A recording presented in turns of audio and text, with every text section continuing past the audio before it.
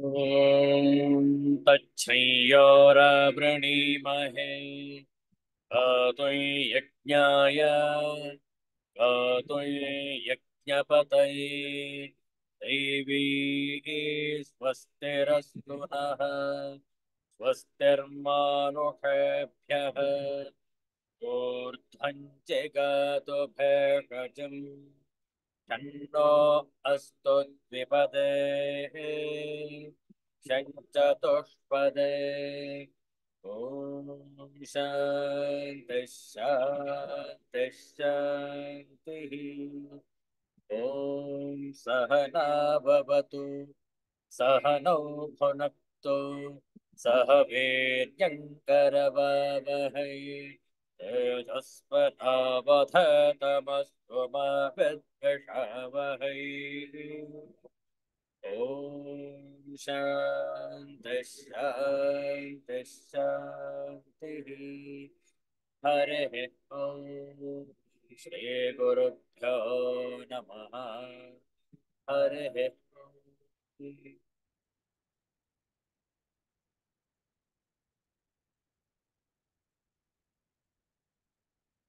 Let's chant this universal prayer together. O hidden light, vibrant in every atom. O hidden light, shining in every creature. O hidden love, embracing all in oneness.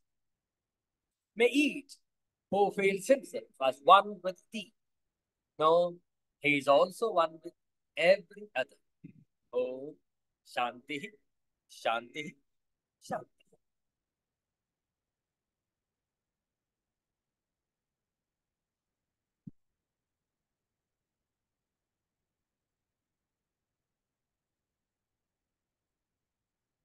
Chaitra ಬಹುಳ Panchami ತಿಥಿ April ತಿಂಗಳ 28ನೇ ತಾರೀಕು 2024ನೇ ಇಸವಿ ಆದಿತ್ಯ ವಾಸರ ಈ ಶುಭ ದಿನದಂದು ಶ್ರೀರಾಮ ಸ್ತೋತ್ರಾಣಿ ಪಾರಾಯಣವನ್ನು ಮಾಡ್ತೇವೆ. ಶ್ರದ್ಧೆಯಿಂದ ಆಲಿಸುವಂತವರಾಗಿ. ವೈದೇಹಿ ಸಹಿತಂ ಸುರದ್ರುಮತಲೆ ಹೈಮೇ ಮಹಾಮಂಟಪೆ मध्ये पुष्पकमासने मणिमये वीरासने सुस्थितम् अग्रे वाचयते प्रभञ्जनसुते तत्त्वं मुनेभ्यः परम् व्याख्यातं भरतादिभिः परिव्रतम् रामं भजे श्यामलम् श्रीराघवं दशरथात्मजमप्रमेयम् सीतापतिं रघुकुलान्वयरत्नदीपम् आजानुबाहुमरविन्ददलायताक्षम् रामं निशाचर विनाशकरं नमामि। रामो राजमणिः सदा विजयते रामं प्रमेशं भजे रामेणाभिहता निशाचरचम् रामाय तस्मै नमः। रामान्नास्ति परायणं परतरं रामस्य दासोऽस्म्यहम् रामे चित्तलयः सदा भवतु मे ओ राम माम् उद्धर ओ राम माम् उद्धर।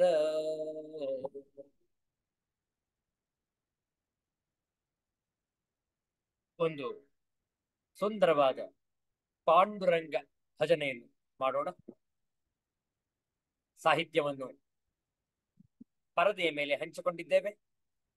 ತಾವು ನೋಡಿಕೊಂಡು ನಾವು ಹೇಳಿಕೊಟ್ಟ ನಂತರ ಪುನರಾವರ್ತಿಸಬಹುದು. ವಿಷ್ಣು ಭಜನೆ.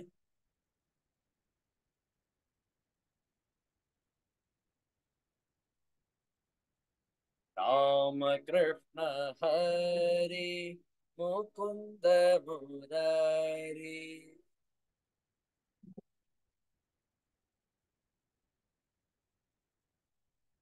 ರಾಮ ಕೃಷ್ಣ ಹರಿ ಮುಕುಂದ ಮುರಾರಿ.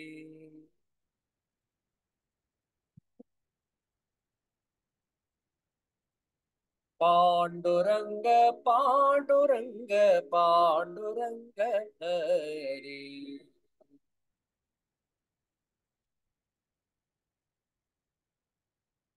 ಪಾಂಡುರಂಗ ಪಾಂಡುರಂಗ ಪಾಂಡುರಂಗ ಹರಿ.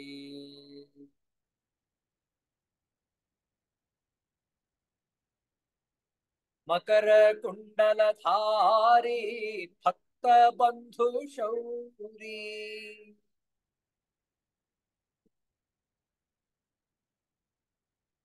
ಮಕರ ಕುಂಡಲಧಾರಿ ಭಕ್ತ ಬಂಧು ಶೌರಿ.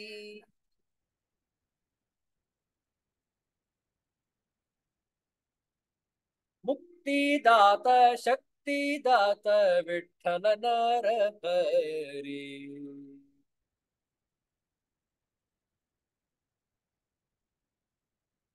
ಮುಕ್ತಿದಾತ ಶಕ್ತಿದಾತ ವಿಠ್ಠಲ ನರಹರಿ.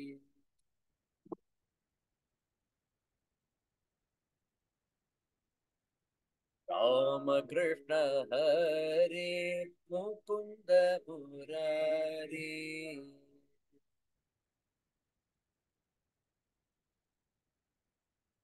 ಪಾಂಡುರಂಗ ಪಾಂಡುರಂಗ ಪಾಂಡುರಂಗ ಹರಿ.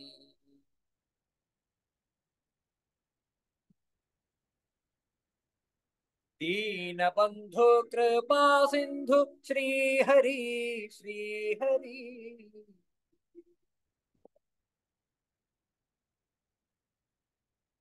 ದೀನಬಂಧು ಕೃಪಾ ಸಿಂಧು ಶ್ರೀಹರಿ ಶ್ರೀಹರಿ.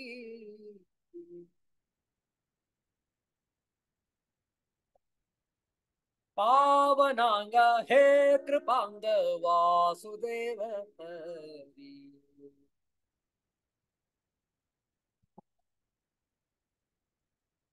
ಪಾವನಾಂಗ ಹೇ ಕೃಪಾಂಗ ವಾಸುದೇವ ಹರಿ.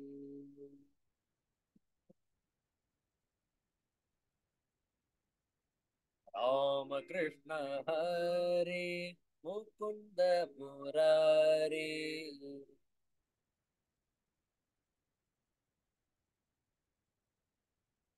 ಪಾಂಡುರಂಗ ಪಾಂಡುರಂಗ ಪಾಂಡುರಂಗ ಹರಿ.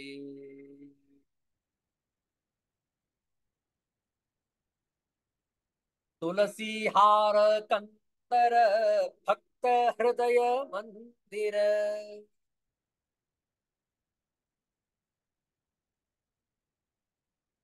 ತುಳಸಿ ಹಾರ ಕಂತರ ಭಕ್ತ ಹೃದಯ ಮಂದಿರ.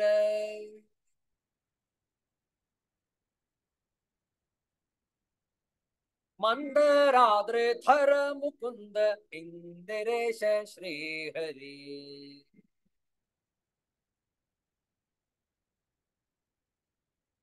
ಮಂದರಾದ್ರಿ ಥರ ಮುಕುಂದ ಇಂದಿರೇಶ ಶ್ರೀಹರಿ.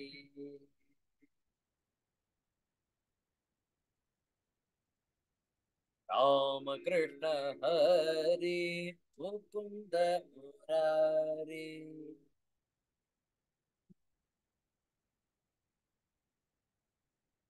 ಪಾಂಡುರಂಗ ಪಾಂಡುರಂಗ ಪಾಂಡುರಂಗ ಹರಿ.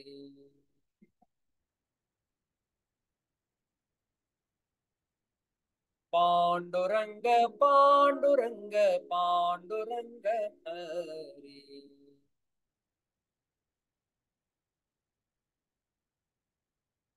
पांडुरंग हरि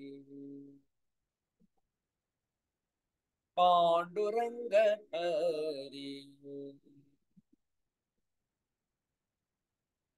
गोविंद नाम संकीर्तनम गोविंद गोविंद सिद्धार्थ अवधूत चिंतन श्री गुरुदेव दत्त जय जय रघुवीर समर्थ श्री सद्गुरुनाथ महाराज की जय.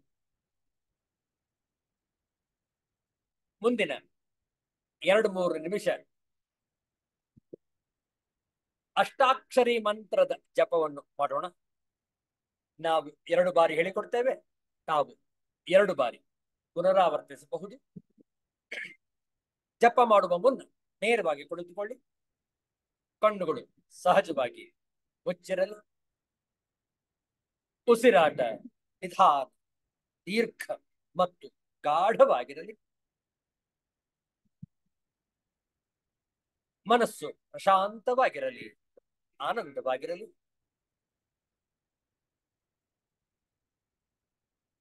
ಅಷ್ಟಾಕ್ಷರಿ ಮಂತ್ರ ಓಂ ನ ಓ ನಾ ರಾ ಯ ನಾ ಯ 8 ಅಕ್ಷರಗಳುಳ್ಳ ದಿವ್ಯವಾದ ಮಂತ್ರ ಹೇಳಿಕೊಡ್ತೇವೆ. ಪುನರಾವರ್ತಿಸಬಹುದು. ಜಪ ಮುಗಿಯುವವರೆಗೆ ಕಣ್ಣುಗಳು ಮುಚ್ಚೇ ಇರಲಿ. ಉಸಿರಾಟ ನಿಧಾನವಾಗಿ ಸಾಗುತ್ತಿರಲಿ.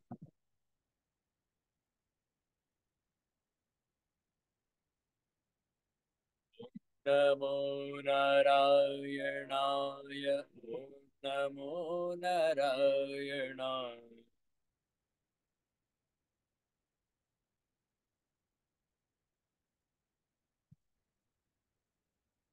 ಓಂ ನಮೋ ನಾರಾಯಣಾಯ ಓಂ ನಮೋ ನಾರಾಯಣಾಯ.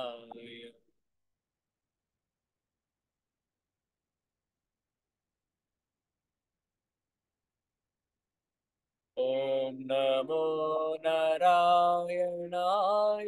ಓಂ ನಮೋ ನಾರಾಯಣಾಯ.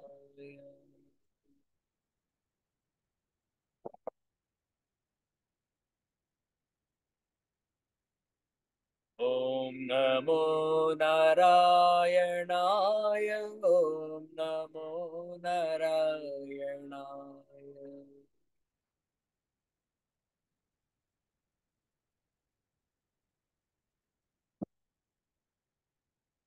ಓಂ ನಮೋ ನಾರಾಯಣಾಯ ಓಂ ನಮೋ ನಾರಾಯಣಾಯ.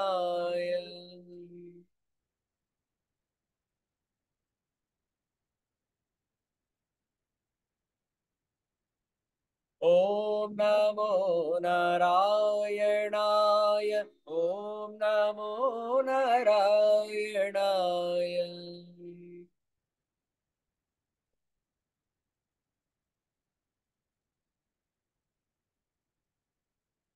ಓಂ ನಮೋ ನಾರಾಯಣಾಯ ಓಂ ನಮೋ ನಾರಾಯಣಾಯ.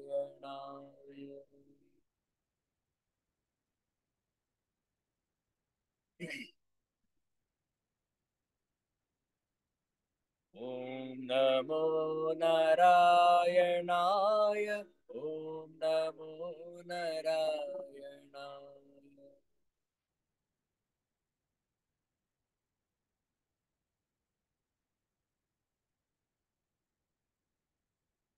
ನಮೋ ನಾರಾಯಣಾಯ ಓಂ ನಮೋ ನಾರಾಯಣಾಯ.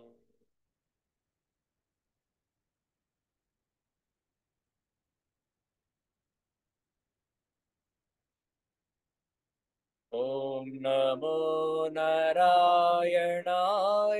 ಓಂ ನಮೋ ನಾರಾಯಣಾಯ.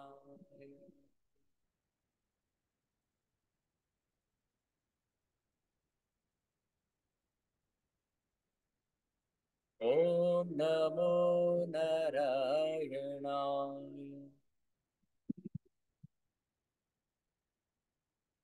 ಓಂ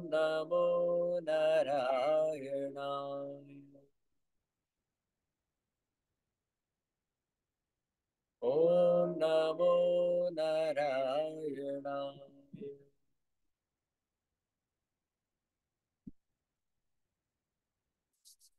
ಎರಡು ಹಸ್ತಗಳನ್ನು ರಭಸವಾಗಿ ಉಜ್ಜಿಕೊಳ್ಳಿ. ಶಾಖವನ್ನು ಉತ್ಪನ್ನ ಮಾಡಿಕೊಂಡು ಮುಚ್ಚಿರುವ ಕಣ್ಣುಗಳ ಮೇಲೆ ಹಿತವಾಗಿ ದೇವರಿಸಿ, ಕೈಗಳು ಕೆಳಗೆ ನಿಧಾನವಾಗಿ ಕಣ್ಣುಗಳನ್ನು ತೆರೆಯಿರಿ. ಹರಿಯುವಂತ ಒಳ್ಳೆಯದು.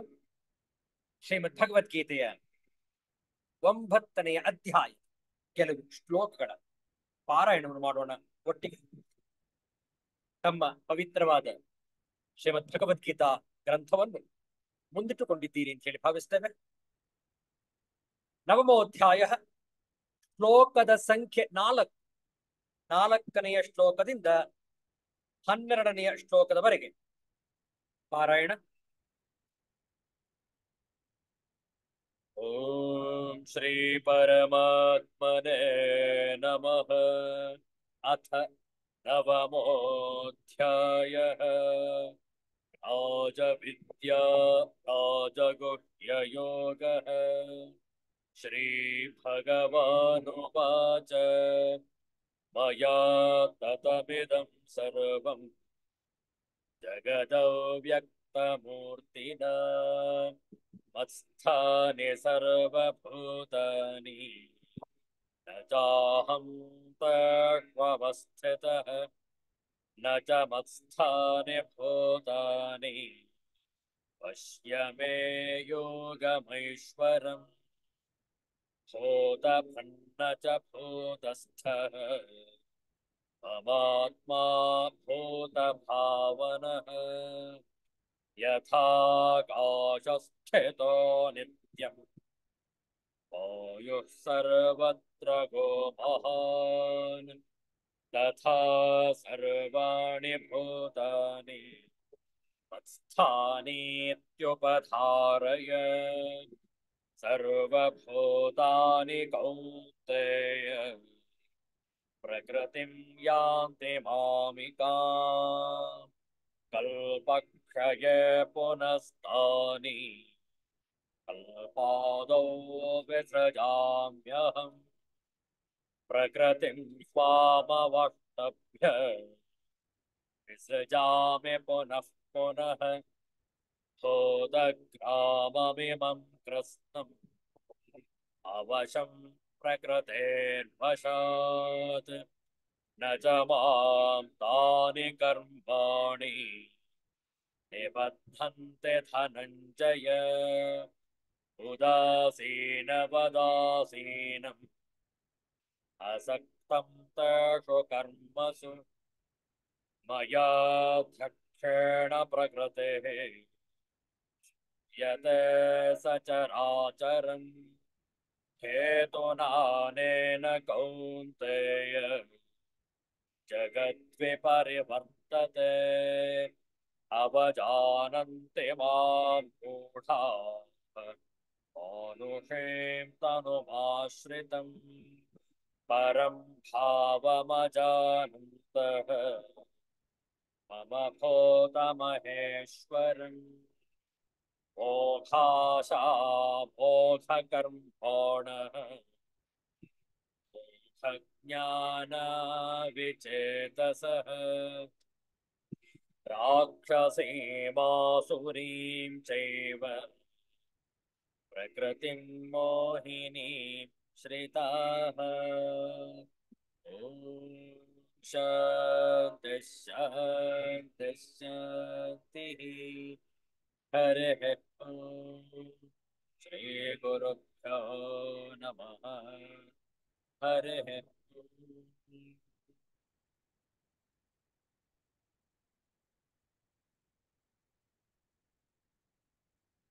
ಶ್ರೀ ಗುರುಭ್ಯೋ ನಮಃ.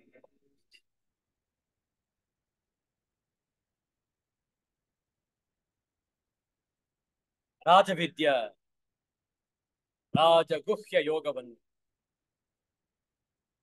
ಅಧ್ಯಯನ ಮಾಡ್ತಾ ಇದ್ದೇವೆ. ಶ್ರೀಮದ್ ಭಗವದ್ಗೀತೆಯ ಅತ್ಯಂತ ಪ್ರಮುಖವಾದ ಘಟ್ಟ ಇದು. ಈಗಾಗಲೇ ಸುಮಾರು ಅರ್ಥ ಗ್ರಂಥವನ್ನು ಅಧ್ಯಯನ ಮಾಡಿದ್ದೇವೆ. ಇನ್ನು ಉತ್ತರಾರ್ಧ ಬಾಕಿ ಇದೆ. ದೈವ ಸಂಕಲ್ಪದಂತೆ ನಾವು ಪ್ರತಿ ಶನಿವಾರ ಭಾನುವಾರ ಭೇಟಿ ಮಾಡ್ತಾ ಇದ್ದೇವೆ ಶ್ರೀಮದ್ ಭಗವದ್ಗೀತೆಯ ಅಧ್ಯಯನಕ್ಕಾಗಿ. ಅತ್ಯಂತ ಪುಣ್ಯಕರವಾದಂತಹ ಕಾರ್ಯ ಕೈಂಕರ್ಯ ಶ್ರೀಮದ್ ಭಗವದ್ಗೀತೆಯ ಅಧ್ಯಯನ.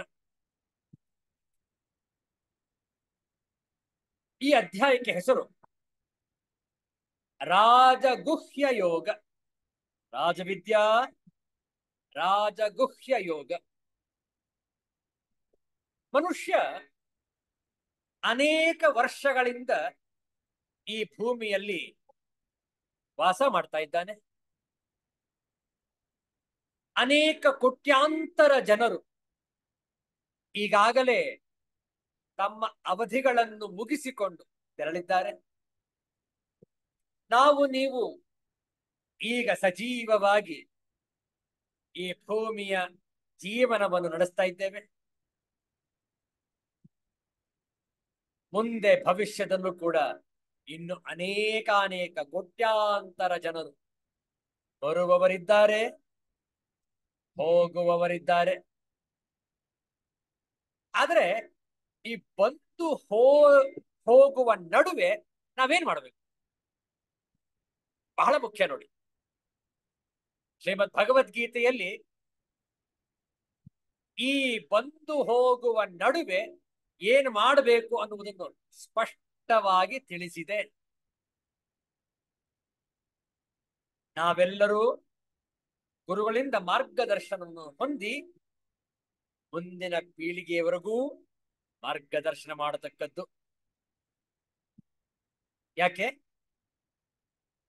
ಯಾಕೆಂದ್ರೆ ಈ ಜೀವನದ ಯಾಪನೆಯಲ್ಲಿ ನಾವು ಏನು ಮಾಡ್ತಾ ಇದ್ದೇವೆ ಅನ್ನೋದು ಬಹಳ ಮುಖ್ಯ. ಹೌದಲ್ಲ? ಜಾಗೃತವಾಗಿರ್ಬೇಕು. ನಾವು ಏನ್ ಮಾಡ್ತಾ ಇದ್ದೇವೆ? ನಾವೀಗ ಶಾಸ್ತ್ರದಲ್ಲಿ ಹೇಳಿರುವಂತೆ ಮಾಡ್ತಾ ಇದ್ದೀವಿಯೇ, ಅಥವಾ ನಮಗೆ ತೋಚಿದಂತೆ ನಮಗೆ ಇಷ್ಟ ಬಂದಂತೆ ಮಾಡ್ತಾ ಇದ್ದೀವಿಯೇ? ನೆನಪಿರಲಿ, ಅಧಿಕಾಂಶ ಜನರು ತಮ್ಮ ಇಚ್ಛೆ ಬಂದಂತೆ ಮಾಡ್ತಾ ಇದ್ದಾರೆ. ಹೌದಲ್ಲ? ಶಾಸ್ತ್ರಬದ್ಧವಾಗಿ ಏನ್ ಮಾಡಬೇಕು ಕೆಲವು ಮಂದಿ ಮಾತ್ರ ಮಾಡ್ತಾ ಇದ್ದಾರೆ. ಅಧಿಕಾಂಶ ಜನ ತಮಗಿಷ್ಟ ಬಂದಂತೆ, ತಮಗೆ ತೋಚಿದಂತೆ, ಮನಸ್ಸಿಗೆ ಏನ್ ಬರುತ್ತೋ ಅದು ಮಾಡೋದು, ಅಥವಾ ಬೇರೆಯವರನ್ನು ನೋಡಿ ಅನುಕರಿಸುವುದು. ಅವ್ರು ಮಾಡ್ತಾ ಇದ್ದಾರಲ್ಲ ಹಾಗಾಗಿ ನಾನು ಮಾಡ್ತೇನೆ. ಅಲ್ಲಪ್ಪ, ಅವರು ಅಜ್ಞಾನಿಗಳು, ಮೂಢರು. ಮೋಘಾಶ ಮೋಘ ಕರ್ಮಾಣ ಮೋಘ ಜ್ಞಾನ ವಿಚೇತಸಃ. ವ್ಯರ್ಥವಾಗಿ ಕಾಲ ಕಳೀತಾ ಇದ್ದಾರೆ ಅವರು. ಅವರನ್ನು ಹಿಂಬಾಲಿಸ್ಬೇಡ ನೀನು. ಅವರನ್ನು ಆದರ್ಶವಾಗಿ ಇಟ್ಕೊಂಡ್ರೆ ನೀನು ಕೂಡ ಹಾಳಾಗ್ತಿ. ಯಾಕೆ? ಅವರು ಹಾಳಾಗಿರುವ ಜನರು, ದುಷ್ಟ ಸಹವಾಸದ ಜನರು. ವಿಚಾರ ಮಾಡಿ. ಕೆಲವರದು ಅನುಕರಣೆ, ಅವ್ರು ಮಾಡ್ತಾ ಇದ್ದಾರೆ ಹಾಗಾಗಿ ನಾನು ಮಾಡ್ತೇನೆ. ಆದರ್ಶವಾಗಿ ಇಟ್ಟುಕೊಳ್ಳಬೇಕಾಗಿರುವಂಥದ್ದು ಶ್ರೀರಾಮನನ್ನು, ಗುರುದೇವ ದತ್ತಾತ್ರೇಯರನ್ನು, ಕೃಷ್ಣನನ್ನು. ವಿಚಾರ ಮಾಡಿ. ಅವರನ್ನು ಆದರ್ಶವಾಗಿಟ್ಟುಕೊಳ್ಳಿ. ಸುಭಾಷ್ ಚಂದ್ರ ಬೋಸ್, ವೀರ ಸಾವರ್ಕರ್, ಭಗತ್ ಸಿಂಗ್ ಅವರನ್ನು ಆದರ್ಶವಾಗಿಟ್ಕೊಳ್ಳಿ. ಚಂದ್ರಶೇಖರ್ ಆಜಾದ್ ನೋಡಿ, ಎಂಥಂತಹ ಮಹಾತ್ಮರು, ಎಂಥಂತಹ ಮನೀಯರು. ಎಲ್ಲೋ ಹೋಗಿ ನಾವು ಯಾವನೋ ಒಬ್ಬ ಸಿನಿಮಾ ನಟನನ್ನ ಆದರ್ಶವಾಗಿಟ್ಕೊಂಡ್ಬಿಡ್ತೇವೆ. ಹೌದಲ್ಲ? ಒಬ್ಬ ಸಿನಿಮಾ ನಟ, ಅಭಿನಯ ಚತುರ, ಕೇವಲ ನಾಟಕ ಆಡ್ತಾನ ಅವನನ್ನ ಆದರ್ಶವಿಟ್ಕೊಂಡು ಅವನೇ ನನ್ನ ಆರಾಧ್ಯ ದೈವ ಅಂತ ಹೇಳಿ ಅವನು ತುಪ್ಪ ಸುರಿಯೋದೇನು, ಹಾಲು ಸುರಿಯೋದೇನು, ಮೊಸರು ಸುರಿಯೋದೇನು? ಅಜ್ಞಾನಿಗಳು, ಮೂಢರು, ಮೂರ್ಖರು. ಆದರ್ಶವಾಗಿಟ್ಟುಕೊಳ್ಳಿ ಶ್ರೀಮದ್ ಭಗವದ್ಗೀತಾ ಗ್ರಂಥವನ್ನು. ಮಹಾಭಾರತ ರಾಮಾಯಣವನ್ನು ಅಧ್ಯಯನ ಮಾಡಿ ಪತಂಜಲಿ ಯೋಗ ಸೂತ್ರವನ್ನು ಆಸ್ವಾದಿಸಿಕೊಳ್ಳಿ. ನಾರದ ಭಕ್ತಿ ಸೂತ್ರ ಅಧ್ಯಯನ ಮಾಡಿ ಭಕ್ತಿಯ ಪರಾಕಾಷ್ಠೆಯನ್ನು ಮೆರೆಯಿರಿ. ಪುರಂದರದಾಸರು, ತ್ಯಾಗರಾಜರು, ತುಳಸಿದಾಸರು, ಕನಕದಾಸರು ಆದರ್ಶವಾಗಿಟ್ಟು. ಹೌದಲ್ಲ? ಪುರಂದರದಾಸರು ನವಕೋಟಿ ನಾರಾಯಣ, ಅವರಿಗೆ ಹಣದ ಕೊರತೆ ಇರಲಿಲ್ಲ. ಆಗರ್ಭ ಶ್ರೀಮಂತರು, ನವಕೋಟಿ ನಾರಾಯಣ ಅವರು. ಆದರೆ ದಾಸರಾಗಿ ದೀಕ್ಷೆ ಸ್ವೀಕಾರ ಮಾಡಿದಾಗ ಕೇವಲ ಒಂದು ತುಳಸಿ ದಳ ಅದರ ಮೇಲೆ ಇಟ್ಟು ಕೃಷ್ಣಾರ್ಪಣಮಸ್ತು, ಯಾವುದೂ ನನ್ನದಲ್ಲ ನೋಡಿ, ತರ್ಪಣ ಮಾಡಿಬಿಟ್ರು, ದಾನ ಮಾಡಿಬಿಟ್ರು. ಏನು ಬೇಡ ನನಗೆ, ಕೃಷ್ಣನ ಆಶ್ರಯ, ಶ್ರೀಕೃಷ್ಣನ ಒಲುಮೆ ನನಗೆ ಸಾಕು. ಎಲ್ಲ ಬಿಟ್ಲುವೇನು ಅದು ಹೇಗೆ ಮನಸ್ಸು ಬರುತ್ತೆ ನೋಡಿ. ಹೌದಲ್ಲ? ಇವತ್ತಿಗೂ ಈ ಜಗತ್ತಿನ ಜೀವನ ರಹಸ್ಯವಾಗಿಯೇ ಇದೆ. ಆದ್ದರಿಂದಲೇ ನವಮೋಧ್ಯಾಯದ ಶೀರ್ಷಿಕೆ ರಾಜವಿದ್ಯಾ ರಾಜಗುಹ್ಯ ಯೋಗ. ಇನ್ನೊಬ್ಬರು ನೋಡಿ ನಾವು ಅನುಕರಣೆ ಮಾಡೋದು ಬೇಡ, ಸ್ವಂತವಾಗಿ ತಿಳಿದುಕೊಳ್ಳೋಣ. ಗುರುಗಳ ಅನುಗ್ರಹದಿಂದ ಶಾಸ್ತ್ರದ ಸಾರ ಏನಿದೆ ಆಸ್ವಾದಿಸಿಕೊಳ್ಳೋಣ. ಶಾಸ್ತ್ರಬದ್ಧವಾಗಿ ಜೀವನವನ್ನು ನಡೆಸೋಣ, ಕೃತಾರ್ಥರಾಗ. ಇಲ್ಲದಿದ್ದರೆ ಕೆಟ್ಟದ್ದನ್ನೆಲ್ಲಾ ನೋಡಿಕೊಂಡು ನಾನು ಅದೇ ರೀತಿ ಮಾಡ್ತೀನಿ ಅಂತ ಹೇಳಿ ಮಾಡಕ್ ಹೋಗಿ ಜೀವನವನ್ನು ಅಧ್ವಾನ ಮಾಡಿಕೊಂಡು ಕೊನೆಗೆ ಮರಣ ಸಮೀಪಿಸುವಾಗ ನ ಘರ್ಕೆ ನ ಘಾಟ್ಗೆ, ಈ ಕಡೆ ಗುರಿಯನ್ನು ತಲುಪಿಲ್ಲ, ಈ ಕಡೆ ಏನು ಅರ್ಥ ಅನ್ನುವುದನ್ನು ಕೂಡ ತಿಳಿದುಕೊಳ್ಳಿ, ವ್ಯರ್ಥವಾಗಿ ಕಾಲ ಕಳೆದರು. ಮೊದಲ ಗುರುನಾಥ ಗುರುನಾಥ ಗುರುನಾಥ ಸದ್ಗುರುನಾಥ. ಸುಮ್ಮನೆ ಕಾಲ ಕಳೆದು ಬಿಟ್ಯಲ್ಲೋ, ಗುರುನಾಥನ ಮರೆತು ಬಂದು ಹಂಗೆ ಹೋಗಿ ಬಿಟ್ಯಲ್ಲೋ, ಅವಧೂತನ ಮರೆತು ಒಂದು ಹಂಗೆ ಹೋಗಿ ಬಿಟ್ಯಲ್ಲೋ. ಗುರುನಾಥ ಗುರುನಾಥ ಗುರುನಾಥ ಸದ್ಗುರುನಾಥ. ವ್ಯರ್ಥವಾಗಿ ಕಾಲ ಕಳೆಯುವುದು ಬೇಡ, ಸಾರ್ಥಕವಾಗಲಿ ನಮ್ಮ ನಿಮ್ಮ ಬದುಕು. ಸಾರ್ಥಕ ಆಗುವುದು ಹೇಗೆ ಅಂತಂದ್ರೆ, ಆಗಮಾರ್ಥಂತು ದೇವಾನ ಗಮನಾರ್ಥಂತು ರಕ್ಷಸಾ ಗುರುವೇ ಘಂಟಾರವಂ ತತ್ರ ದೇವತಾಹ್ವಾನ ಲಾಂಛನಂ. ಪೂಜಾ ಸಂದರ್ಭದಲ್ಲಿ ಮೊದಲು ಘಂಟಾನಾದ ಮಾಡಬೇಕು. ಯಾಕೆ? ದೇವತೆಗಳಿಗೆ ಆಹ್ವಾನ ಕೊಡುವಂತಹ ಲಾಂಛನ ಅದು, ದೇವತಾಹ್ವಾನ ಲಾಂಛನಂ. ಒಂದು ಕರೆ ಯಾರಿಗೆ? ನಮ್ಮಲ್ಲೇ ಇರುವ ದೈವತ್ವಕ್ಕೆ ಜಾಗೃತಪಡಿಸಿಕೊಳ್ಳುವುದಕ್ಕೆ ನಾವು ಘಂಟಾನಾದವನ್ನು ಮಾಡಬೇಕು, ಓಂಕಾರನ ಜಪವನ್ನು ಮಾಡಬೇಕು. ಹೌದಲ್ಲ? ಒಂದೊಂದು ಘಂಟಾನಾದ, ಒಂದೊಂದು ಓಂಕಾರ. ಆಗಮಾರ್ಥಂತು ದೇವಾನ, ಎಲ್ಲಾ ದೈವಿ ಸಂಪತ್ತುಗಳು ನಮಗೆ ಒಳಬರಲಿ. ಗಮನಾರ್ಥಂತು ರಕ್ಷಸಾ, ನಮ್ಮಲ್ಲಿ ಇರುವ ಎಲ್ಲ ರಕ್ಕಸರು, ದೋಷಗಳು, ದುರ್ಗುಣಗಳು ಹೊರ ಹೋಗಲಿ. ಇದು ದೇವತೆಗಳಿಗೆ ನಾವು ಕೊಡುವಂತಹ ಆಹ್ವಾನ, ಇದೊಂದು ಲಾಂಛನ. ಹೌದಲ್ಲ? ಆದ್ರಿಂದಲೇ ಪೂರ್ವೇ ಘಂಟಾರಮಂ ತತ್ರ, ಆದ್ರಿಂದಲೇ ಘಂಟಾನಾದ ಮಾಡಬೇಕು. ಯಾಕೆ? ಎಲ್ಲ ಒಳ್ಳೆಯದು ಒಳಗೆ ಬರಲಿ, ಎಲ್ಲ ಕೆಟ್ಟದ್ದು ಹೊರ ಹೋಗಲಿ. ವಿಚಾರ ಮಾಡಿ. ನಿನ್ನೆ ದಿವಸ ವಿಚಾರ ಮಾಡ್ತಾ ಇದ್ವು, ರಾಕ್ಷಸರು ರಕ್ಕಸರು ತಾಮಸಿಕ ಪ್ರವೃತ್ತಿ ಉಳ್ಳವರು ಯಾವ ರೀತಿ ಇರ್ತಾರೆ ಇಂದು ಗಮನಿಸೋಣ. ದೈವಿ ಸಂಪತ್ತು ಉಳ್ಳವರು ಹೇಗಿರ್ತಾರೆ ನೋಡಿ. 13ನೆಯ ಶ್ಲೋಕ ಒಟ್ಟಿಗೆ ಪಾರಾಯಣ, 2 ಬಾರಿ ಪಾರಾಯಣ ಮಾಡೋಣ. ಮಹಾತ್ಮಾನಸ್ತು ಮಾಂ ಪಾರ್ಥ ದೈವೀಂ ಪ್ರಕೃತಿಮಾಶ್ರಿತಾಃ ಭಜಂತ್ಯನನ್ಯಮನಸಃ ಜ್ಞಾತ್ವಾ ಭೂತಾದಿಮವ್ಯಯಂ.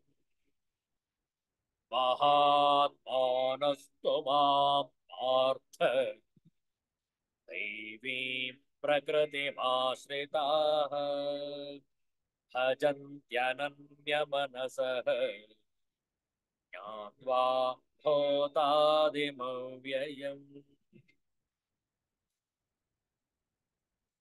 ಪದಚ್ಛೇದ ನೋಡಿಕೊಳ್ಳಿ. ಮಹಾತ್ಮಾನಃ ತು ಮಾಂ ಪಾರ್ಥ ದೈವೀಂ ಪ್ರಕೃತಿಂ ಆಶ್ರಿತಾಃ ಭಜಂತಿ ಅನನ್ಯ ಮನಸಃ ಜ್ಞಾತ್ವಾ ಭೂತಾದಿಂ ಅವ್ಯಯಂ. ಅನ್ವಯಾರ್ಥ.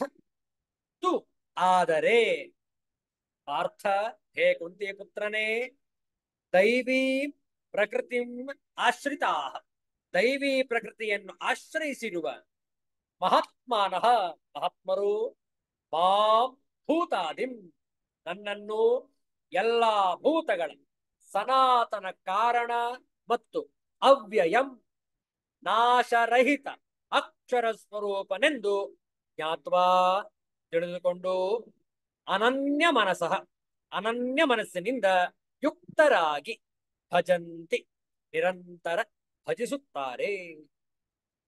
ತಾತ್ಪರ್ಯ ನೋಡಿಕೊಳ್ಳಿ.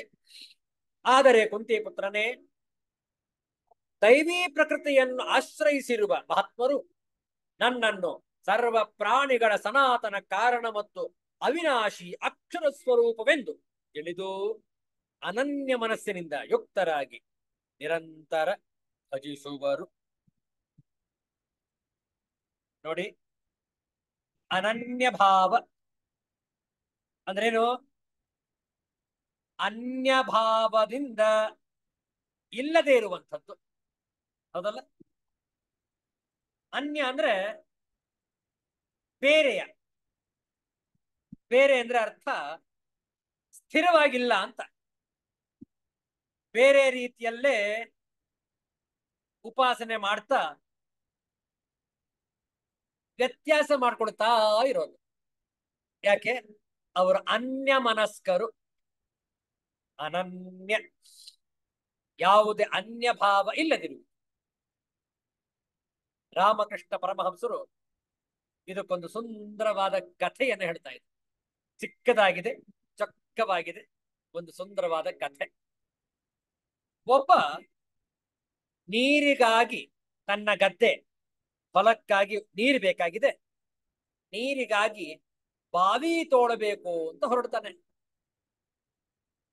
ಏನೇನು ಸಾಮಗ್ರಿಗಳು ಬೇಕೋ ಎಲ್ಲ ಒದಗಿಸಿಕೊಡ್ತಾನೆ. ಒದಗಿಸಿಕೊಂಡು ಬಾವಿಯನ್ನು ತೋಡುವುದಕ್ಕೆ ಪ್ರಾರಂಭ ಮಾಡ್ತಾನೆ. ಇನ್ನೂ ಒಂದು 5 ಅಡಿ ಆಳ ಗುಂಡಿ ಮಾಡಿಲ್ಲ. ಆಗಲೇ ಒಬ್ರು ಬರ್ತಾರೆ ಸಲಹೆ ಕೊಡುವುದಕ್ಕೆ. ಕೇಳ್ತಾರೆ, ಏನ್ಪಾ ಮಾಡ್ತಾ ಇದೀಯಾ? ಸ್ವಾಮಿ, ನನ್ನ ತೋಟಕ್ಕೆ, ನನ್ನ ಗದ್ದೆಗೆ, ನನ್ನ ಹೊಲಕ್ಕೆ ನೀರಿಗಾಗಿ ಬಾವಿಯನ್ನು ತೋಡ್ತಾ ಇದ್ದೇನೆ. ನೋಡಪ್ಪ, ನೀನು ಪ್ರಾರಂಭ ಮಾಡುವವನ್ನ ನಾನು ಕೇಳ್ಬೇಕಿತ್ತು. ನನಗೆ ಈ ಜಾಗ ಎಲ್ಲ ಬಹಳ ಚೆನ್ನಾಗಿ ಗೊತ್ತು. ನೀನ್ ಇಲ್ಲಿ ಎಷ್ಟು ಆಳವಾಗಿ ತೋಡಿದ್ರು ನೀರು ಸಿಗೋದಿಲ್ಲ. ನೋಡಪ್ಪ, ನೀನ್ ಸರಿಯಾದ ಜಾಗ ತೋರಿಸ್ತೀನಿ, ಬಾ ನನ್ನ ಜೊತೆ. ಸರಿ ಸ್ವಾಮಿ, ಅವ್ರ ಜೊತೆ ಹೋದ. ಒಂದು ಜಾಗ ತೋರಿಸಿದ್ರು. ಅದರಿಂದ ಒಂದು ಸುಮಾರು 100 ಮೀಟರ್ ದೂರದಲ್ಲಿ ನೋಡಪ್ಪ, ಇದೇ ಜಾಗ, ಇಲ್ಲಿ ನೀನು ಬಾವಿಯನ್ನು ತೋಡಬೇಕು. ಆಗ್ಲಿ ಸ್ಮ ಅವರು ತೋರಿಸಿದ ಜಾಗದಲ್ಲಿ ಅಗದ ಪುನಃ ಸುಮಾರು ಒಂದು 5 ಅಡಿವರೆಗೆ ಹೋಗಿದ್ದ, ಆಳ ಗುಂಡಿ ತೋಡಿದ್ದ. ಮತ್ತೊಬ್ಬರು ಬಂದು, ಇಲ್ಯಾಕಪ್ಪ ತೋಡ್ತಾ ಇದೀಯ ನೀನು? ಅಲ್ಲೊಂದು ಗುಂಡಿ ನೋಡ್ದೆ, ಅದ್ಯಾರು ಮಾಡಿದ್ದು? ಅದು ನಾನೇ ಮಾಡಿದ್ದು. ಇದನ್ನು ನಾನೇ ಮಾಡ್ತಾನೆ, ಯಾಕಪ್ಪ ಅಲ್ಲಿ ಯಾಕೆ ಮಾಡ್ಲಿಲ್ಲ? ಇಲ್ಲ ನೋಡಿ, ಆ ವ್ಯಕ್ತಿ ಬಂದಿದ್ರು, ಒಬ್ರು ಸಜ್ಜನರು, ಅವರು ಇಲ್ಲಿ ಶೀಘ್ರವಾಗಿ ಸಿಗತ್ತೆ ನೀರು, ಅಲ್ಲಿ ಸಿಗೋದಿಲ್ಲ, ಇಲ್ಲಿ ಮಾಡೋದ್ರು, ಹಾಗಾಗಿ ಇಲ್ಲಿ ಮಾಡ್ತಾ ಇದ್ರು. ಯಾರು ಹೇಳಿದ್ರು ನಿನಗೆ? ಆ ಅಮುಕ್ ಆ ಒಬ್ಬ ವ್ಯಕ್ತಿ, ಅವರ ಹೆಸರನ್ನ ಹೇಳಿದ್ದಾಳೆ. ಓಹೋ, ಅವನಾ? ಅವನು ಶುದ್ಧ ಮೂಢ, ಅವನಿಗೇನು ಗೊತ್ತಿಲ್ಲ. ಅವನ ಮಾತು ಕೇಳಕ್ ಹೋಗ್ಬೇಡ, ನನ್ ಮಾತು ಕೇಳು. ಬಾ ಇಲ್ಲಿ, ಇನ್ನೊಂದು ಕಡೆ ತೋರ್ಸು. ನೋಡಪ್ಪ, ಇಲ್ಲಿ ಇನ್ನೇನ್ 10 ಅಡಿ ತೋಡುವ ಹಾಗಿಲ್ಲ, ನೀರು ಬಿಡ್ಬಿಡುತ್ತೆ ಇಲ್ಲಿ. ಸರಿ ಸ್ವ 3ನೇ ಕಡೆ ಗುಂಡಿಯನ್ನು ಅಗೆಯುವುದಕ್ಕೆ ಪ್ರಾರಂಭಿಸಿದ. ಅಲ್ಲೊಂದು ಅರ್ಧ ಮುಕ್ಕಾಲು ಗಂಟೆ ಮಾಡಿಲ್ಲ, ಮತ್ತೊಬ್ರು ಇಲ್ಲಲ್ಲ ಅಲ್ಲಿ.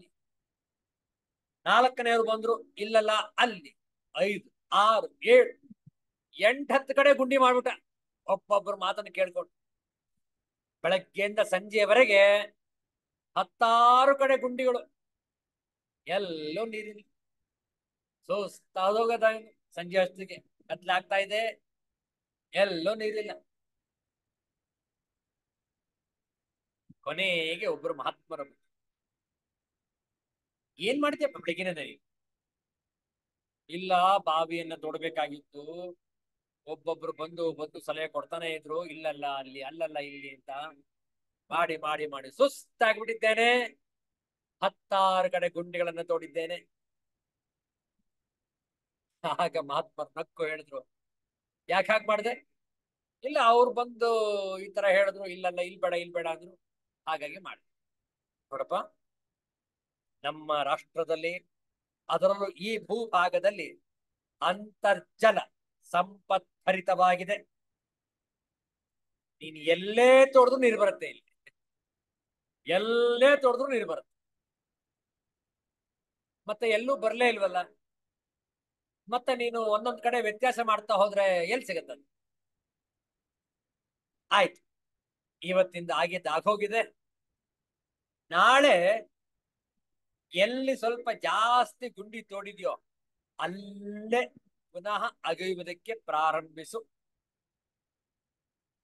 ಯಾರು ಬಂದ್ರೂ ಕೂಡ ಅವರ ಮಾತಿಗೆ ಬೆಲೆ ಕೊಡಬೇಕು, ಆದ್ರೆ ಪಾಲಿಸಬಾರದು. Just listen to them, but don't implement it. And definitely tomorrow also many people will come to give their suggestions. You just respect them and reciprocate. Give them a good reaction saying that, thank you, sir. I will adhere to your advice. But never do that.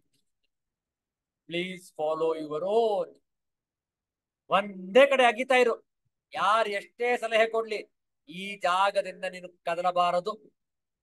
ಆಗ್ಬೋದಲ್ಲ? ಆಗ್ಲಿ ಸ್ವಾಮಿ, ನಾಳೆ ಮಾಡ್ತೆ. ಕತ್ಲೆ ಆವರಿಸಿತು, ಮನೆಗೆ ಹೋದ, ಸುಸ್ತಾಗಿತ್ತು, ಉಂಡು ಮಲಗಿತ್ತು. ಮಾರನೇ ದಿವಸ ಪುನಃ ಬೆಳಿಗ್ಗೆ ಬಂದ, ಎಲ್ಲಿ ಹೆಚ್ಚು ಗುಂಡಿ ಆಳ ತೋಡಿದನೋ ಅಲ್ಲೇ ಪುನಃ ಪ್ರಾರಂಭಿಸಲು ಶುರು ಮಾಡ. ಅಲ್ಲಿ ಅಗೆಯುವುದಕ್ಕೆ ಆರಂಭ ಮಾಡ್ದ. ಇನ್ನೂ 10 ಅಡಿ ಆಳಕ್ಕೆ ಹೋಗಿದ್ದ, ನೀರು ಬಂದ್ಬಿಡ್ತದೆ. ಅದ್ರ ಮಧ್ಯದಲ್ಲಿ ಇನ್ನು ಅನೇಕರು ಬಂದ್ರು ಸಲಹೆ ಕೊಡೋದಕ್ಕೆ. ಎಲ್ಲರಿಗೂ ಕೂಡ ಆಗ್ಲಿ ಸ್ವಾಮಿ, ನಿಮ್ಮ ಸಲಹೆಗೆ ಧನ್ಯವಾದ, ನಿಮ್ಮ ಮಾತನ್ನು ಕೇಳ್ತೇನೆ ಅಂತ ಹೇಳಿ ಅವ್ರನ್ನ ಕಳಿಸಿದ ನಂತರ ಎಲ್ಲೂ ತೆರಳಲಿಲ್ಲ, ಅಲ್ಲೇ ಅಗಿತಾ ಇತ್ತು. ಸಿಕ್ತು ನೀರು. ಮಧ್ಯಾಹ್ನಷ್ಟೊತ್ತಿಗೆ ನೀರು ಬಂದೇ ಬಿಡ್ತು. ಬಹಳ ಸಂತೋಷವಾಯಿತು. ಆ ಮಹಾತ್ಮನಿಗೆ ಮನಸ್ಸಿನಲ್ಲೇ ನಮಸ್ಕರಿಸಿದ. ನೋಡಿ, ಈ ಕಥೆಯಲ್ಲಿ ನಾವು ಭಕ್ತಿ ಪಂಥವನ್ನು ಆರಂಭಿಸಿದ್ದೇವೆ. ಅಧ್ಯಾತ್ಮ ಸಾಧನೆಯನ್ನು ಮಾಡ್ತಾ ಇದ್ದೇವೆ, ಯಾವುದೋ ಒಂದು ಉಪಾಸನೆಯನ್ನು ಮಾಡ್ತಾ ಇದ್ದೇವೆ, ಅದೇ ಉಪಾಸನೆಯನ್ನು ಮುಂದುವರಿಸಬೇಕು. ಒಬ್ಬೊಬ್ಬರು ಬಂದು ಒಂದೊಂದು ಹೇಳಿದ್ರು ಅಂತ ಹೇಳಿ ವ್ಯತ್ಯಾಸ ಮಾಡ್ತಾ ಇರಬಾರ್ದು. ಯಾವಾಗ ವ್ಯತ್ಯಾಸ ಮಾಡುವುದಿಲ್ಲವೋ ಅದು ಅನನ್ಯ ಭಾವ. ವ್ಯತ್ಯಾಸ ಮಾಡ್ತಾ ಹೋದ್ರೆ ಅನ್ಯ ಭಾವ. ಆದ್ರಿಂದಲೇ ಈ 13ನೇ ಶ್ಲೋಕದಲ್ಲಿ ಸ್ಪಷ್ಟವಾಗಿ ತಿಳಿಸಿರುವುದು, ಯಾರು ದೈವಿ ಸಂಪತ್ತು ಉಳ್ಳವರೋ ಅವರು ಅನನ್ಯ ಭಾವದಿಂದ ಕೂಡಿರಬೇಕು. ನೋಡಿ ಆಚಾರ್ಯ ಶಂಕರರ ಭಾಷ್ಯ, ಯೇ ಪುನಃ ಶ್ರದ್ಧಧಾನಾ ಭಗವದ್ಭಕ್ತಿ ಲಕ್ಷಣೆ ಮೋಕ್ಷ ಮಾರ್ಗೆ ಪ್ರವೃತ್ತಾ. ಈ 12ನೆಯ ಶ್ಲೋಕದ ವಿರುದ್ಧವಾಗಿ 13ನೆಯ ಶ್ಲೋಕ, ಶ್ರದ್ಧೆಯುಳ್ಳವರು ಭಗವದ್ಭಕ್ತಿ ಎಂಬ ಮೋಕ್ಷ ಮಾರ್ಗದಲ್ಲಿ ಯಾರು ಹೊರಟಿರುವರೋ ಅವರ ಬಗ್ಗೆ ಈಗ ಹೇಳಲಾಗಿದೆ.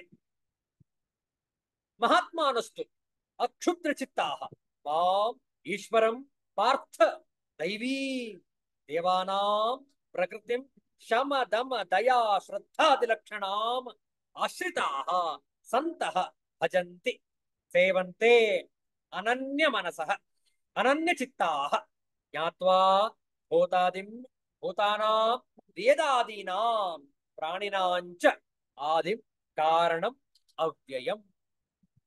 ನೋಡಿ ಭಾಷ್ಯಾರ್ಥ.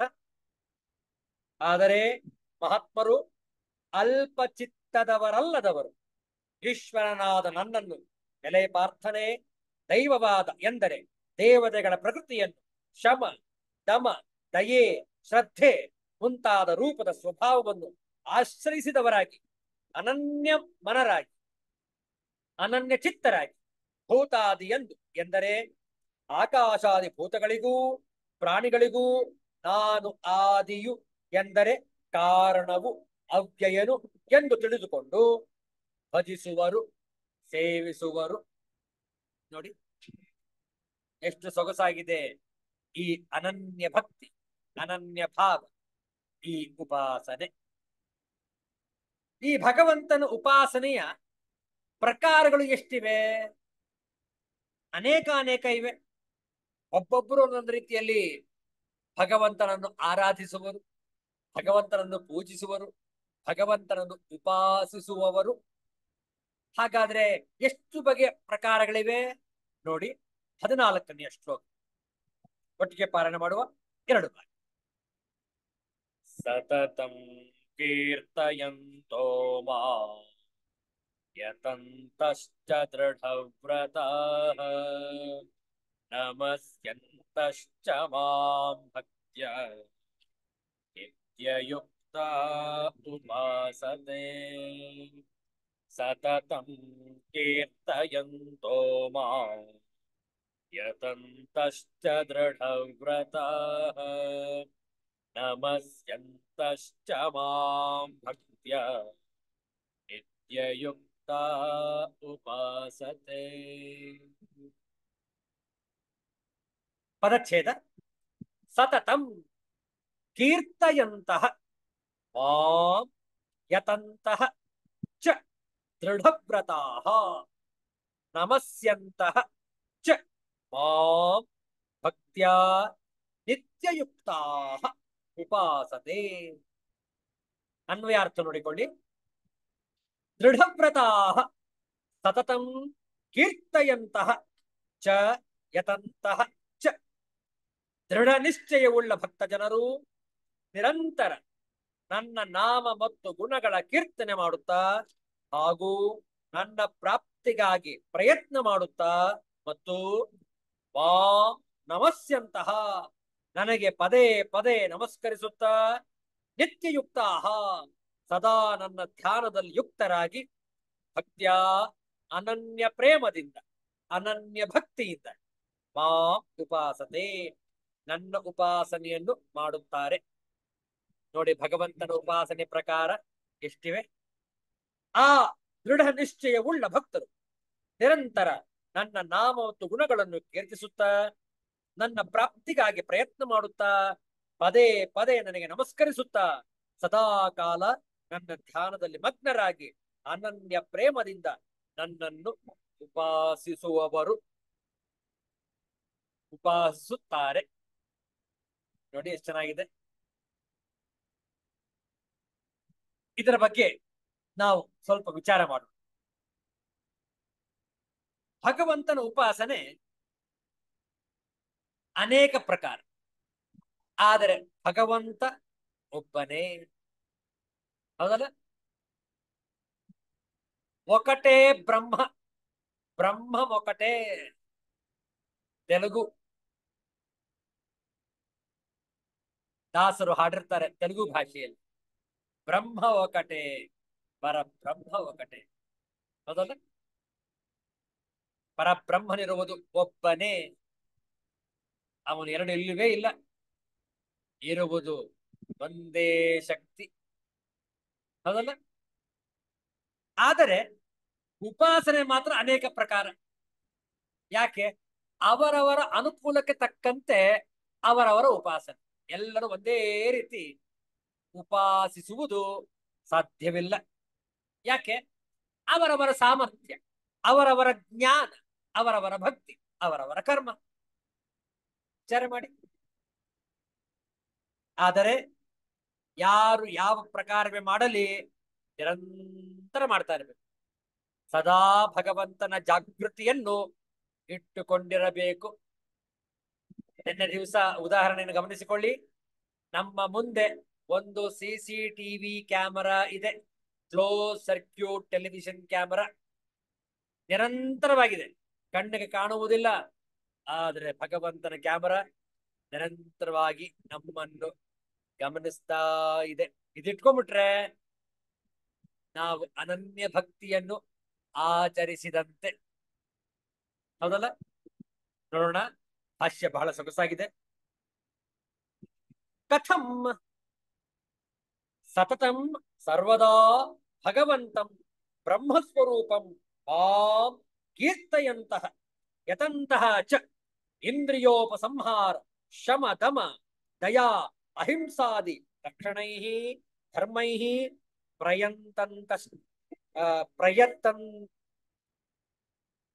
ಪ್ರಯತಂತಶ್ಚ ದೃಢವ್ರತಾಃ ದೃಢಂ ಸ್ಥಿರಂ ಆಚಾಲ್ಯಂ ವ್ರತಂ ಯೇಷಾಂ ತೇ ದೃಢವ್ರತಾಃ ನಮಸ್ಯಂತಶ್ಚ ಮಾಂ ಹೃದಯೇಶಯಂ ಆತ್ಮಾನಂ ಭಕ್ತ್ಯಾ ನಿತ್ಯಯುಕ್ತಾಃ ಸಂತಃ ಉಪಾಸತೆ ಸೇವಂತೆ.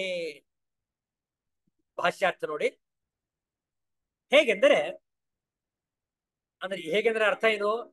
ಭಗವಂತನ ಪ್ರಕಾರಗಳು ಎಷ್ಟು ಬಗೆಯಾಗಿದೆ, ಆದರೆ ಭಕ್ತರು ಯಾವ ರೀತಿ ಉಪಾಸನೆ ಮಾಡುತ್ತಾರೆಂದರೆ, ಯಾವಾಗಲೂ ಸರ್ವಕಾಲದಲ್ಲಿಯೂ ಭಗವಂತನು ಬ್ರಹ್ಮಸ್ವರೂಪನು ಆಗಿರುವ ನನ್ನನ್ನು ಕೀರ್ತನೆ ಮಾಡುತ್ತಲೋ, ಪ್ರಯತ್ನ ಮಾಡುತ್ತಲೋ, ಇಂದ್ರಿಯಗಳನ್ನು ಹಿಂಜಗ್ಗುವುದು, ಶಮ ದಮ ದಯೆ ಅಹಿಂಸೆ ಮುಂತಾದ ರೂಪದ ಧರ್ಮಗಳಿಂದ ಪ್ರಯತ್ನಿಸುತ್ತಲೂ, ದೃಢವ್ರತರಾಗಿ ದೃಢವಾದ ನಿಂತಿರುವ ಅಲುಗಾಡದ ವ್ರತವು ಯಾರಿಗಿರುವುದೋ ಅಂಥ ದೃಢವ್ರತರಾಗಿಯೂ ಮತ್ತು ತಮ್ಮ ಹೃದಯದಲ್ಲಿರುವ ಆತ್ಮನಾದ ನನ್ನನ್ನು ಭಕ್ತಿಯಿಂದ ನಮಸ್ಕರಿಸುತ್ತಲೂ ನಿತ್ಯಯುಕ್ತರಾಗಿ ಉಪಾಸನೆ ಮಾಡುತ್ತಾರೆ, ಸೇವಿಸುತ್ತಾರೆ.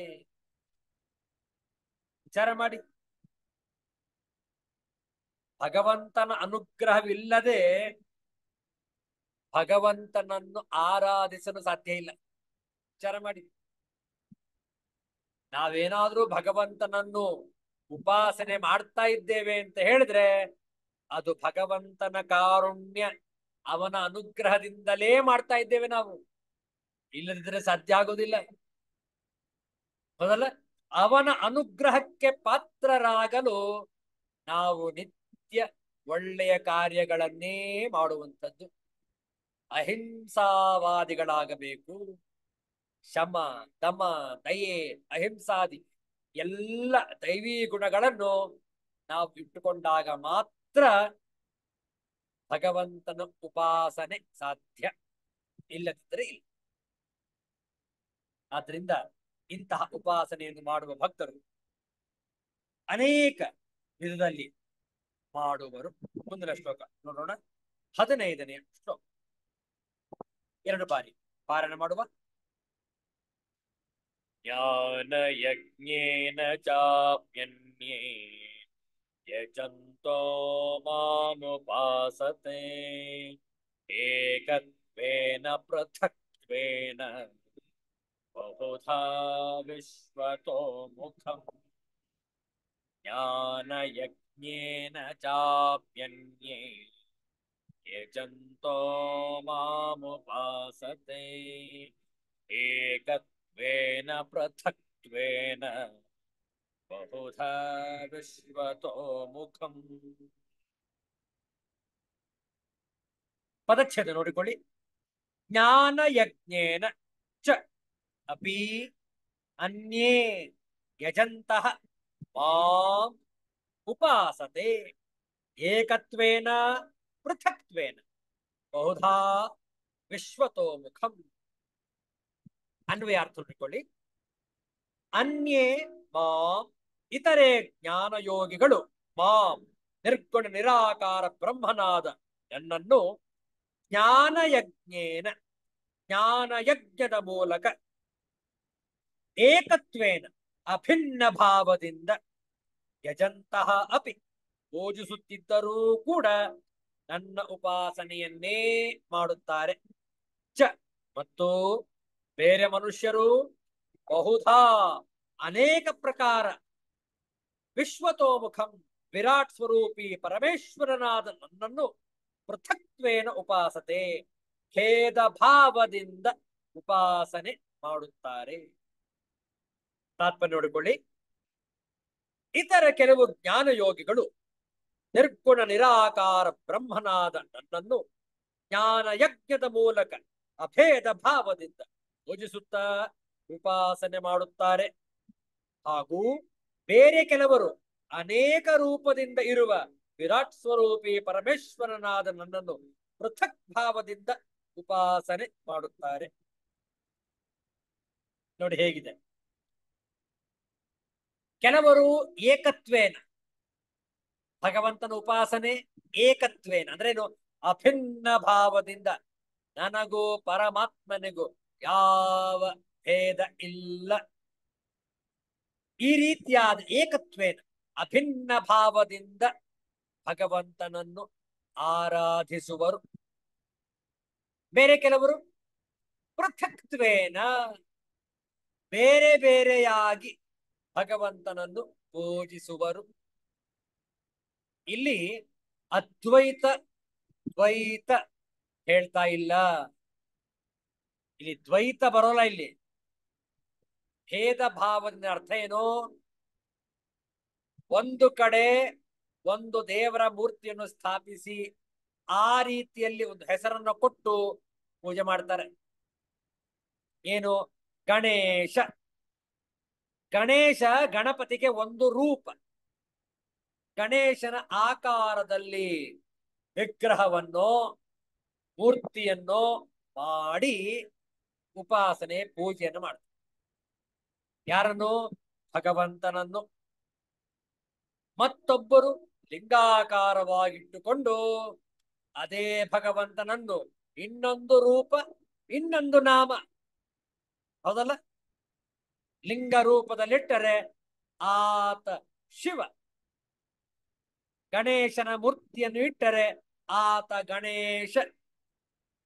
ಇನ್ ಕೆಲವರು ಸಾಲಿಗ್ರಾಮವನ್ನು ಇಟ್ಟುಕೊಂಡು ಕಲಶ ಸ್ಥಾಪನೆಯನ್ನು ಮಾಡಿ ವಿಷ್ಣು ಆರಾಧಕರು. ಭಗವಂತನೊಬ್ಬನೇ, ಹೆಸರುಗಳು ಮಾತ್ರ ಬೇರೆ ಬೇರೆ. ಇದನ್ನು ನಾವು ಪೃಥಕ್ ಭಾವಂ ಅಂತ ಕರಿತಾ ಇದ್ದೀವಿ. ಬೇರೆ ಭಾವದಿಂದ ಭಗವಂತನನ್ನೇ ಪೂಜಿಸೋದು. ಆದರೆ ಅನ್ಯ ಭಾವದಿಂದ, ಬೇರೆಯ ಭಾವದಿಂದ, ಬೇರೆಯ ನಾಮ, ಬೇರೆಯ ರೂಪದಿಂದ ಉಪಾಸನೆ ಮಾಡುವ ವಿಧಾನ ಪೃಥಕ್ತ್ವೇನ. ವಿಚಾರ ಮಾಡಿ. ಈ ರೀತಿಯಲ್ಲಿ ಭಗವಂತನ ಆರಾಧನೆ ಬಹು ಪ್ರಕಾರವಾಗಿದೆ ಅನ್ನುವಂಥದ್ದು ತಾತ್ಪರ್ಯ. ಭಾಷ್ಯಾರ್ಥ, ಭಾಷ್ಯ ನೋಡಿ ನಂತರ ಭಾಷ್ಯಾರ್ಥವನ್ನು ಗಮನಿಸೋಣ. ಜ್ಞಾನಯಜ್ಞೇನ ಜ್ಞಾನಮೇವ ಭಗವದ್ವಿಷಯಂ ಯಜ್ಞಃ ತೇನ ಜ್ಞಾನಯಜ್ಞೇನ ಯಜಂತಃ ಪೂಜಯಂತಃ ಮಾಂ ಈಶ್ವರಂ ಚ ಅಪಿ ಅನ್ಯೇ ಅನ್ಯಾಂ ಉಪಾಸನಾಂ ಪರಿತ್ಯಜ್ಯ ಉಪಾಸತೆ ತಚ್ಚ ಜ್ಞಾನಂ ಏಕತ್ವೇನ ಏಕಮೇವ ಪರಂ ಬ್ರಹ್ಮ ಇತಿ ಪರಮಾರ್ಥ ದರ್ಶನೇನ ಯಜಂತಃ ಉಪಾಸತೆ ಕೇಚಿತ್ತು ಪೃಥಕ್ತ್ವೇನ ಆದಿತ್ಯ ಚಂದ್ರಾದಿ ಭೇದೇನ ಸ ಏವ ಭಗವಾನ್ ವಿಷ್ಣು ಅವಸ್ಥಿತಃ ಇತಿ ಉಪಾಸತೆ ಕೇಚಿತ್ ಬಹುಧಾ ಅವಸ್ಥಿತಃ ಸ ಏವ ಭಗವಾನ್ ಸರ್ವತೋಮುಖಃ ವಿಶ್ವರೂಪಃ ಇತಿ ತಮ್ಮ ವಿಶ್ವರೂಪಂ ಸರ್ವತೋಮುಖಂ ಬಹುಧಾ ಬಹುಪ್ರಕಾರೇಣ ಉಪಾಸತೆ. ನೋಡಿ, ಸ್ಪಷ್ಟವಾಗಿದೆ. ಭಾಷ್ಯಾರ್ಥವನ್ನು ಗಮನಿಸಿ. ಜ್ಞಾನಯಜ್ಞದಿಂದ ಭಗವಂತನ ವಿಷಯವಾದ ಜ್ಞಾನವೇ ಯಜ್ಞವು. ಆ ಜ್ಞಾನಯಜ್ಞದಿಂದ ಯಾಗ ಮಾಡುತ್ತಾ ಎಂದರೆ ಪೂಜಿಸುತ್ತಾ ಈಶ್ವರನಾದ ನನ್ನನ್ನು ಕೆಲವರು ಮಿಕ್ಕ ಉಪಾಸನೆಯನ್ನು ಬಿಟ್ಟು ಉಪಾಸನೆ ಮಾಡುತ್ತಾರೆ. ಆ ಜ್ಞಾನವೆಂಬುದು ಏಕತ್ವದಿಂದ ಪರಬ್ರಹ್ಮವು ಒಂದೇ ಎಂಬ ಪರಮಾರ್ಥ ದರ್ಶನದಿಂದ ಅದರಿಂದ ಉಪಾಸನೆ ಮಾಡುತ್ತಾರೆ. ಆದರೆ ಇನ್ನು ಕೆಲವರು ಪೃಥಕ್ತ್ವದಿಂದ ಎಂದರೆ ಆದಿತ್ಯ ಚಂದ್ರ ಮುಂತಾದ ರೂಪಭೇದದಿಂದ ಆ ಭಗವಂತನಾದ ವಿಷ್ಣುವೇ ಇರುವನು ಎಂದು ಉಪಾಸನೆ ಮಾಡುತ್ತಿರುವರು. ಮತ್ತೆ ಕೆಲವರು ಸರ್ವತೋಮುಖನಾದ ಆ ಭಗವಂತನಾದ ವಿಶ್ವರೂಪನೇ ಬಹುಪ್ರಕಾರವಾಗಿ ಇದ್ದುಕೊಂಡಿರುತ್ತಾನೆ ಎಂದು ಆ ವಿಶ್ವತೋಮುಖನಾದ ಸರ್ವತೋಮುಖವನ್ನು ಬಹುಪ್ರಕಾರವಾಗಿ ಉಪಾಸನೆ ಮಾಡುತ್ತಾರೆ. ಬಹಳ ಸೊಗಸಾಗಿದೆ. ಈಗ ಪ್ರಶ್ನೆ ಏಳಬಹುದು, ಈ ರೀತಿ ಪೃಥಕ್ ಭಾವದಿಂದ ಯಾರು ಉಪಾಸನೆ ಮಾಡುತ್ತಾರೋ ಅದು ಸರಿಯೋ ಅಥವಾ ಏಕತ್ವದಿಂದ ಆರಾಧಿಸುವುದು ಸರಿಯೋ? ವಿಚಾರ ಮಾಡಿ. ಪ್ರಶ್ನೆ ಬರುತ್ತೆ, ಖಂಡಿತವಾಗೂ ಸಂಶಯ ಬರುತ್ತೆ. ಯಾವುದು ಉತ್ತಮ, ಯಾವುದನ್ನು ಮಾಡಬೇಕು? ಏಕತ್ವದ ಅರ್ಥ ಏನು? ನಿರ್ಗುಣ ನಿರಾಕಾರ ಪರಬ್ರಹ್ಮೋಪಾಸನೆ. ಪೃಥಕ್ ಭಾವದ ಅರ್ಥ ಏನು? ಸಗುಣ ಸಾಕಾರದ ಉಪಾಸನೆ. ಅಷ್ಟೇ. ಇಷ್ಟನ್ನು ನಾವು ಅರ್ಥ ಮಾಡ್ಕೊಳ್ಬೇಕು. ಸಗುಣ ಸಾಕಾರ ನಿರ್ಗುಣ ನಿರಾಕಾರ ಯಾವ ಉಪಾಸನೆ ಶ್ರೇಷ್ಠ, ಯಾವುದು ನಿಮಗೆ ಅನುಕೂಲಕರವೋ ಆ ಉಪಾಸನೆ ಮಾಡತಕ್ಕ. ನಿಮಗೆ ಯಾವುದು ಸೂಕ್ತವೋ, ನಿಮಗೆ ಯಾವುದು ಅನ್ವಯವಾಗಿರುತ್ತೋ ಆ ಉಪಾಸನೆಯನ್ನು ಮಾಡಬೇಕು. ಸಗುಣ ಸಾಕಾರ ನಿಮಗೆ ಸುಲಭವಾದರೆ ದಯಮಾಡಿ ಅದನ್ನೇ ಮುಂದುವರಿಸಿ. ಅದೇ ನಿಮ್ಮನ್ನು ನಿರ್ಗುಣ ನಿರಾಕಾರಕ್ಕೆ ಒಯ್ಯುವುದು. ಯಾಕೆ? ನನಗೆ ನಿರ್ಗುಣ ನಿರಾಕಾರ ಕಷ್ಟ, ಅತ್ಯಂತ ಸೂಕ್ಷ್ಮ ಅದು. ಆದ್ದರಿಂದ ನಾನು ಸಗುಣೋಪಾಸನೆ ಮಾಡ್ತೇನೆ, ಮಾಡಬೇಕು. ವಿಚಾರ ಮಾಡಿ. ನಿರ್ಗುಣ ನಿರಾಕಾರ ಮಾಡುವವರು ಮಾಡಲಿ. ಉತ್ತರ: ಆ ಉಪಾಸನೆಯೂ ಸರಿ, ಈ ಉಪಾಸನೆಯೂ ಸರಿ. ಆದರೆ ನಿಮಗೆ ಯಾವುದು ಸೂಕ್ತವೋ, ನಿಮಗೆ ಯಾವುದು ಅನುಕೂಲಕರವೋ, ನಿಮಗೆ ಯಾವುದು ಅನ್ವಯವಾಗುವುದೋ ಅದನ್ನೇ ಪಾಲಿಸಬೇಕು. ಮತ್ತೊಬ್ಬರು ಮಾಡ್ತಾರೆ ಅಂತ ನಾನು ಮಾಡಕ್ ಹೋಗ್ಬಾರ್ದು. ನನ್ನ ಒಂದು ಇತಿ ಮಿತಿ ಸಾಮರ್ಥ್ಯ ಜ್ಞಾನವನ್ನು ತೆಗೆದುಕೊಂಡು ಅದಕ್ಕೆ ತಕ್ಕ ಹಾಗೆ ಭಗವಂತನನ್ನು ಆರಾಧಿಸಬೇಕು. ವಿಚಾರ ಮಾಡಿ.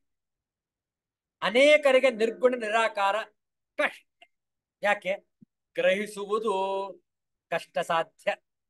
ಸಗುಣ ಸಾಕಾರ ಸುಲಭ, ಅದನ್ನೇ ಮಾಡಿ. ಒಟ್ಟು ನಾವು ಆ ದೈವಿ ಸಂಪತ್ತು ಉಳ್ಳವರು ಯಾವುದೇ ಪ್ರಕಾರವಾಗಿ ಉಪಾಸನೆ ಮಾಡತಕ್ಕದ್ದು. ಇದು ಮುಖ್ಯವಾದಂತಹ ವಿಷಯ. ಅನೇಕ ಪ್ರಕಾರಗಳಿವೆ, ನಾನಾ ಪ್ರಕಾರಗಳಿದ್ರು ಏಕಂ ಸತ್ ವಿಪ್ರಾಹ ಬಹುಧಾ ವದಂತಿ. ಈ ಒಂದು ಸೂತ್ರವನ್ನು ಅರ್ಥ ಮಾಡಿಕೊಂಡು ಭಗವಂತನ ಉಪಾಸನೆಯನ್ನು ಮುಂದುವರಿಸೋಣ. ಮುಂದಿನ ವಾರ ಭೇಟಿಯಾದಾಗ ಭಗವಂತನ ವಿಭೂತಿಗಳು ಯಾವುವು ಅದನ್ನು ಈ ರಹಸ್ಯ ಯೋಗದಲ್ಲಿ, ರಾಜವಿದ್ಯಾ ರಾಜಗುಹ್ಯ ಯೋಗದಲ್ಲಿ ತಿಳಿದುಕೊಳ್ಳೋಣ. ಮುಂದಿನ ವಾರ ಮತ್ತೆ ಭೇಟಿಯ. ಶಾಂತಿ ಮಂತ್ರ.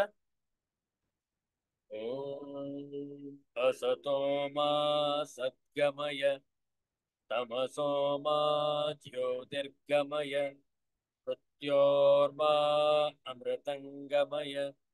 ಓಂ ಶಾಂತಿ ಶಾಂತಿ ಶಾಂತಿ. ಹರಿ ಓಂ. ಶ್ರೀ ಗುರುಭ್ಯೋ ನಮಃ. ಹರಿ ಓಂ. ಎಲ್ಲರಿಗೂ ಒಳಿತಾಗಲಿ, ಎಲ್ಲರಿಗೂ ಶುಭವಾಗಲಿ. ಜೈ ಶ್ರೀ ಗುರುದೇವ್ ದತ್ತ.